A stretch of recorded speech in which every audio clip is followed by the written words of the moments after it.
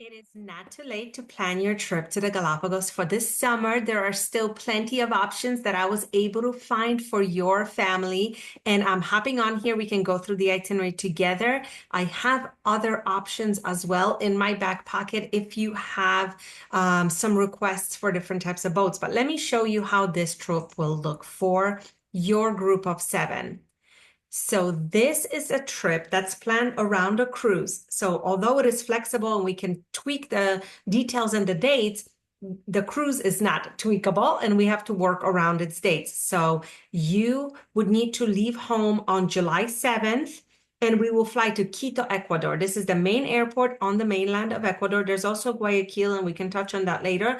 But Quito is the heart of the Andes, so you should, I highly suggest staying here for 3 nights so we can see it. We'll pick you up from the airport, big sign with your family's name on it, private guide, private driver, and off we go to downtown Quito, staying at the Plaza Grande, really historic, beautiful 5-star hotel. I have 3 rooms here for the 7 of you, a double, and a triple. If you prefer 4 rooms, let me know, but I think this works really well. You can be together, get to know the city before we go off to the islands.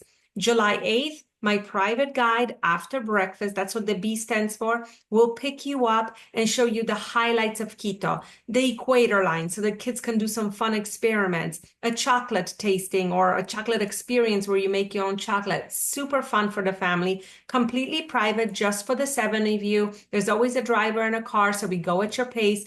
And we kind of customize it according to you. If you love history, if you love going into the cathedrals, chatting about, all of the beautiful sights, we can focus on that. If you love the outdoors, we'll go do on a short hike, things like that, beautiful overlooks, and a lunch arranged for you. One of my favorite places for lunch is at the volcano crater, and it's like steaming, and you're just sitting on the other side of the glass having your lunch. It's a great place.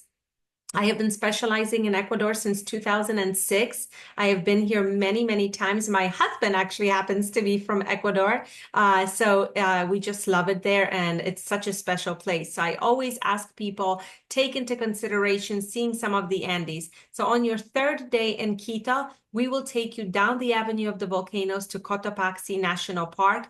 Go to a ranch, see a lagoon, hike the volcano, go horseback riding, have a traditional ranch lunch before coming home. If you love culture, if you love markets, we can add that along the way. The Avenue of the Volcanoes is quite famous. There's a lot going on here, villages, markets, even the rose plantations. So all of that is in this area. And then off we go to the Galapagos.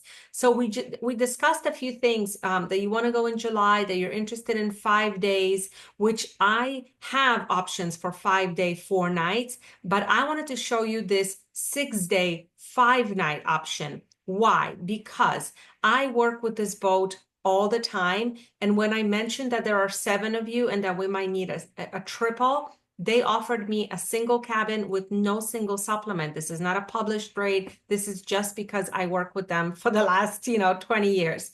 So I wanted to show you what that would look like. On July 10th, we will take you to the airport, and we have an airport assistant take your family through all the customs, get the ID card, get the entry ticket, make sure you have your boarding passes, go through customs, check your luggage, and then put you on the flight 2.5 hours, and you arrive in the Galapagos. And then the Seastar crew picks you up. This is a 16-person yacht, 8 cabins on board.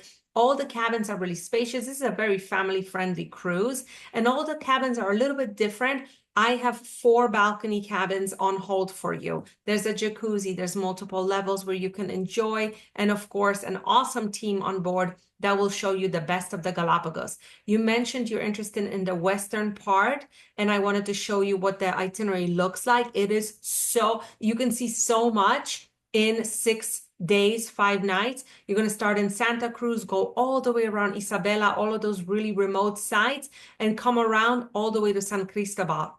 Top itinerary. I just really, really like it because you get to see a lot, something different every day. From penguins to sea lions to turtles to iguanas.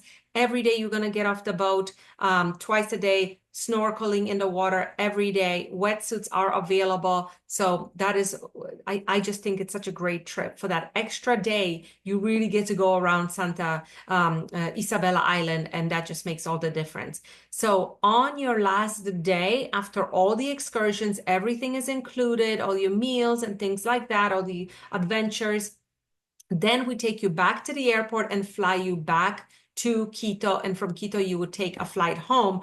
Or if you're on summer break, ask me about adding Machu Picchu. From Quito, we can fly to Lima and then on to Cusco, and we can definitely see Machu Picchu on the same trip. Very popular to add those two trips together. So I'm sending you this itinerary in a PDF so you can review it with the family. Share this video with them so they can understand how everything works.